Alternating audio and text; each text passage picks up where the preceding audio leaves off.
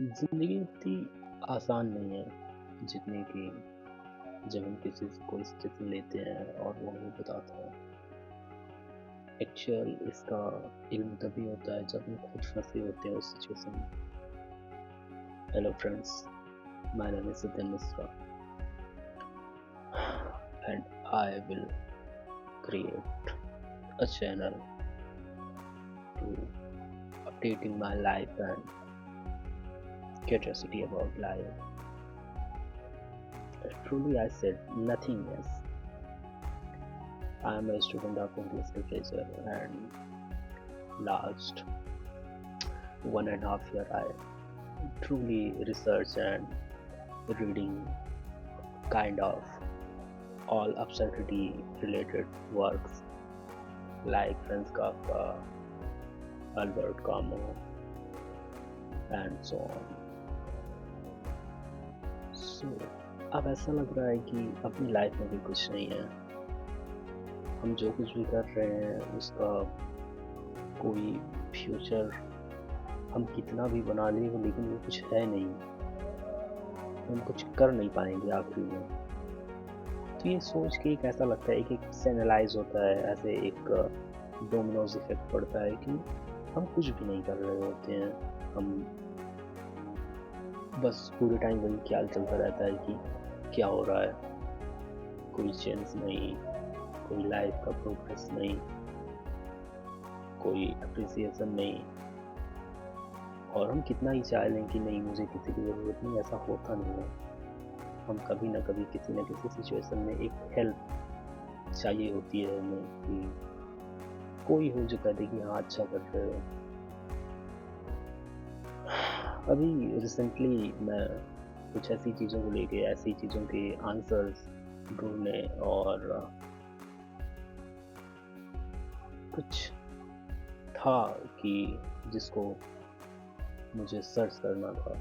मैं महाकुंभ गया था, अभी हो गए काफ़ी दिन हो गए।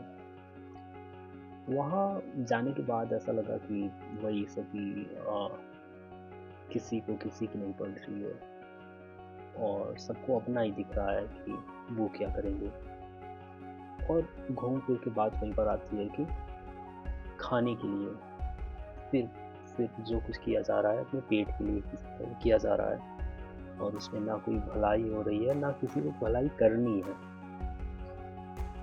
क्योंकि शायद उसको अगर कोई ये चाहता भी है कि नहीं मुझे हित करना है किसी का, मुझे किसी की मदद करनी है, एंड ऑफ द डे वो उसको भी बर्बाद ही होना है। तो वो भी कहेगा कि यार इससे तो अच्छा हम खुद पर ही ध्यान दे लेते, किसी दूसरे के पीछे बर्बाद होने से अच्छा तो यही था। तो मैं गया था, मेरे साथ एक मेरा दोस्त भी था। तो हम लोग वहाँ काफ़ी टाइम रहे। एक दिन हम लोग वहाँ रुके भी थे, रात में भी रुके थे।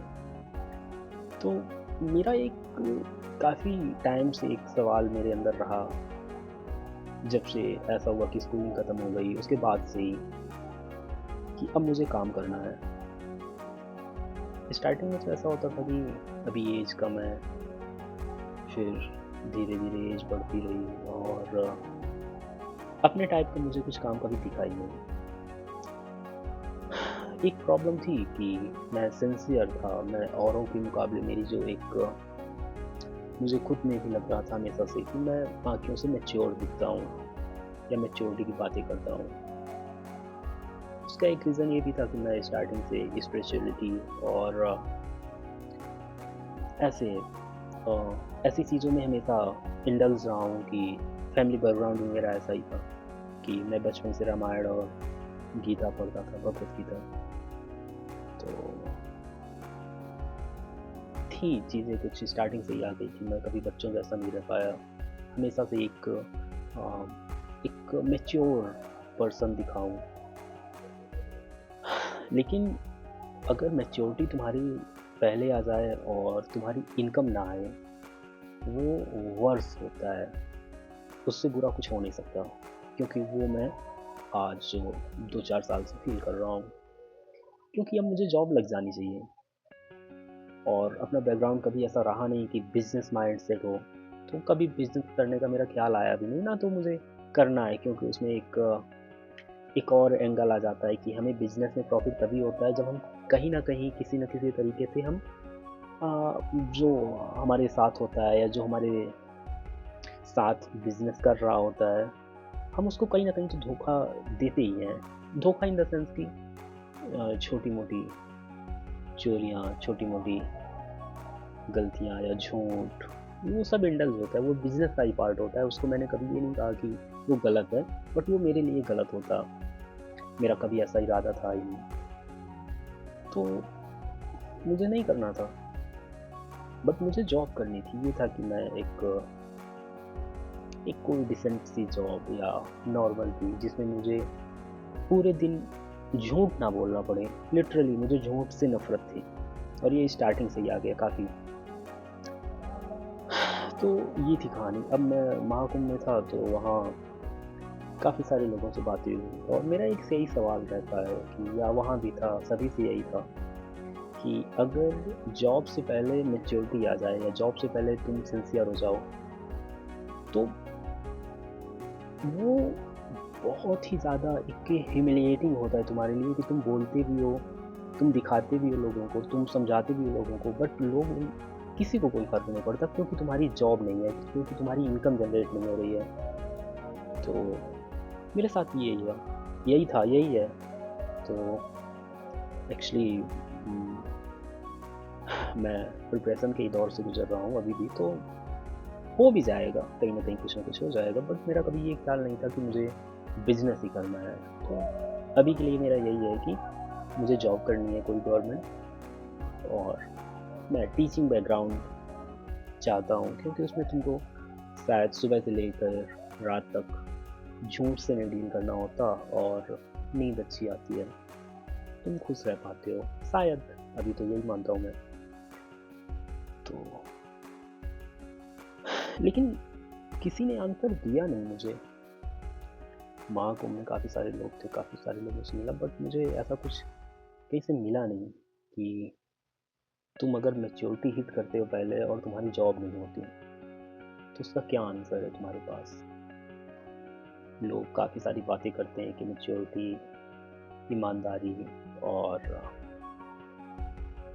यहाँ किसी को किसी की नहीं पड़ रही है। यहाँ सिर्फ लोग अपना देख रहे हैं, और अगर जॉब से पहले मैच्योरिटी आ जाती है तो वही एक प्रॉब्लम क्रिएट करती है कि तुम मैच्योर बातें करते हो बट तुम्हारे पास उतना एक तुमको लोग एक्नॉलेज नहीं करेंगे क्योंकि तुम्हारे पास मनी नहीं है, तुम अभी ऐसे ही बेरोजगार ही हो। तो ये प्रॉब्लम है।